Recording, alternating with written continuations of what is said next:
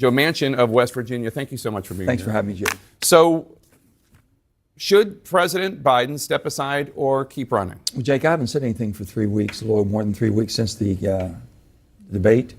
And I thought the first week was needed for the president to evaluate, to talk to his family, his staff, and make some decisions. And I thought that might happen. And then the next 2 weeks, I was saying, well, let's see what my colleagues who are in very difficult races, whether it's in a statewide race as a senator or in a district or as a congressperson, they've been speaking out pretty loud and clear, thinking it has an effect on them.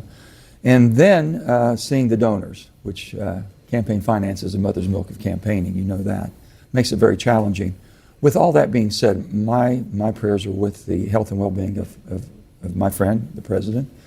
And I believe that he has a chance, an opportunity to finish the 5 months of his presidency with the way he has always basically overseen his office, whether it be as senator or as president, wanting to be that uniter, bringing us together, being able to bring peace to the Middle East, being able to support Ukraine in their fight for freedom, and also being able to show the whole world how a transfer of power can be done by the superpower of the world in a most respectful way.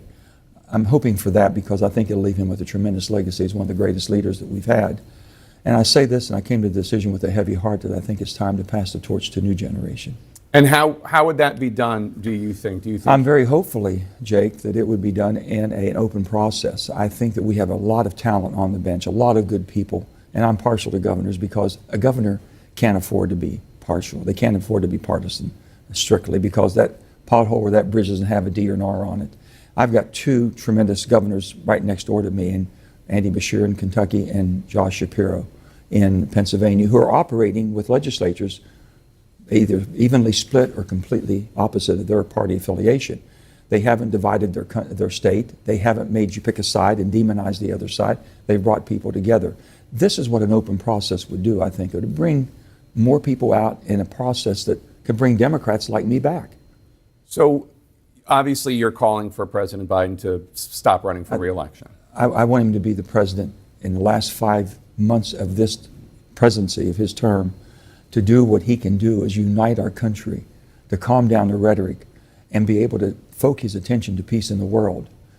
Campaigning, I've been through statewide campaigns many times. It's an unbelievable challenge to anybody, physically, mentally, every way, shape, and form. And right now, the country and the world needs our president, Joe Biden, with the compassion he's always had, and the ability to bring people together, to use all of his forces and energy towards that. Obviously, he's politically weak, and no president has ever been reelected with an approval rating as low as his.